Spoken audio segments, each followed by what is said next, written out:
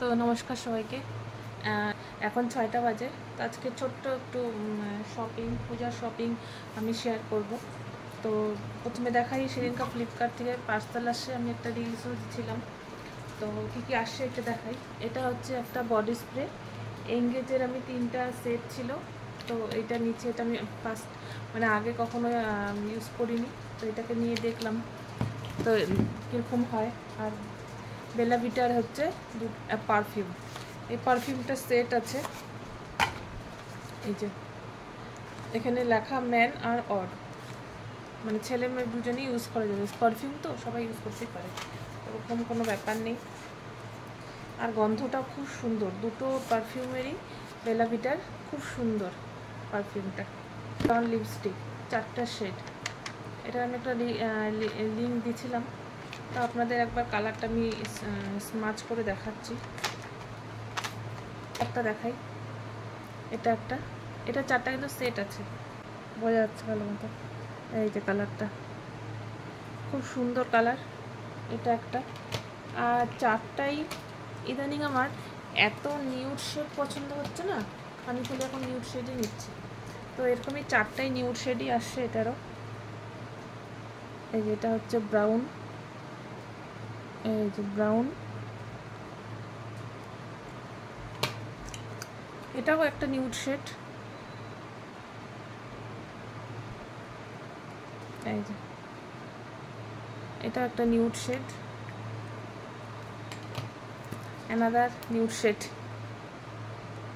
এই যে সব 19-20 এরকম নিউড শেড। আমার ইদানিং নিউড শেডের উপরে এত ভালো লাগছে।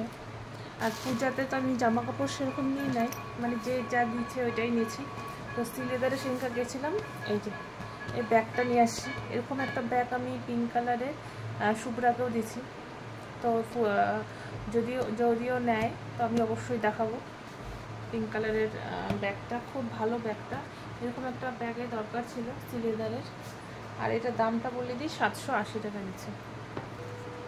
এই যে এরকম জুতা নিচ্ছি, এরকম জুতা আমার ছিল না, মিল নেই, একদম মিল নেই। এইটা ঠিক আছে। আর একটু জামা কাপড় দেখাই। এই জামাটা হচ্ছে গুলটুসের, এটা হচ্ছে ওর দাদু দিয়ে গেছে, ঠাকুর দাদা আর কি, এটা দিয়ে গেছে।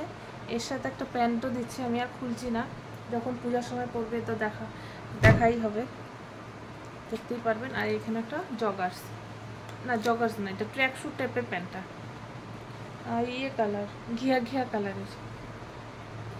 আর এইটা একটা কুর্তা গুলটুসকে আমি এনে দিয়েছি।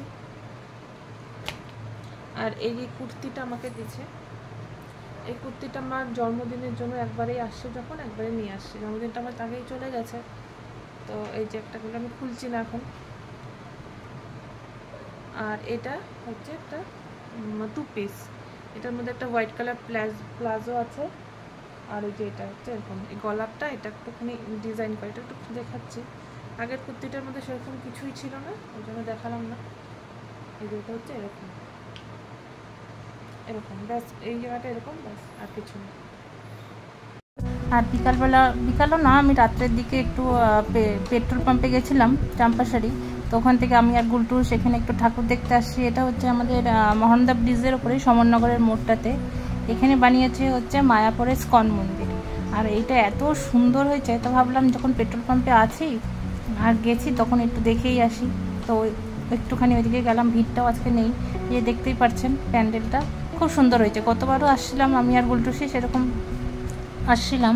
তো আমরা গত বছর কোথাও জুডিওতে মনে হয় যাচ্ছিলাম, তো যাওয়ার পথেই রাস্তায় পড়ছিল, তো দেখে গেছিলাম। তো ওই গতবারের প্যান্ডেলটাও খুব সুন্দর হয়েছে, এইবারের প্যান্ডেলটাও খুবই সুন্দর হয়েছে, মায়াপুরের স্কন মন্দির। আর এখানে একটা জলের ব্যবস্থা রাখছে, এটাতে এরকমই থাকবে না অন্য কিছু থাকবে সেটা বলতে পারছি না, কারণ এটা তো আজকে তো পঞ্চমী, তো পরে এটাতে কিছু হবে কিনা আমি বলতে পারবো না। আর এই দুই পাশে একদম গাছ দিয়ে সাজিয়েছে, বেশ সুন্দর লাগছে, খারাপ লাগছে না। আর ঢুকতেই এখানে দুটো ঝুমার টাইপের। আর সব থেকে ভালো এখানে লাগছে যে ঠাকুরটা এত সুন্দর লাগছে। এই যে দেখুন লেহেঙ্গা পরছে আর গলা ভর্তি সোনা গয়না পরছে, ঠাকুরটা খুবই সুন্দর লাগছে ঠাকুরটা। প্রত্যেকটা ঠাকুর সুন্দর, লক্ষ্মী, সরস্বতী, কার্তিক, গণেশ, দেখতেই পাচ্ছেন, আমি একটু জুম করে দেখালাম যতটা সম্ভব। তো খুব সুন্দর এই যে। তো এটা হচ্ছে আমাদের পাড়াতে, এটা বানিয়েছে বিধানসভা।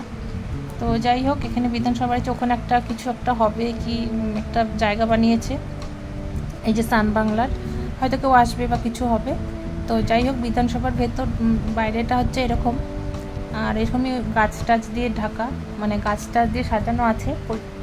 আর দুপাশে দুটো ঝুমার আছে, উপরে একটা আমাদের ইন্ডিয়ান ফ্ল্যাগ লাগানো আছে। সুন্দর লাগছে, খারাপ লাগছে না, লাইট টাইট দিয়ে এমনিই সুন্দর লাগে।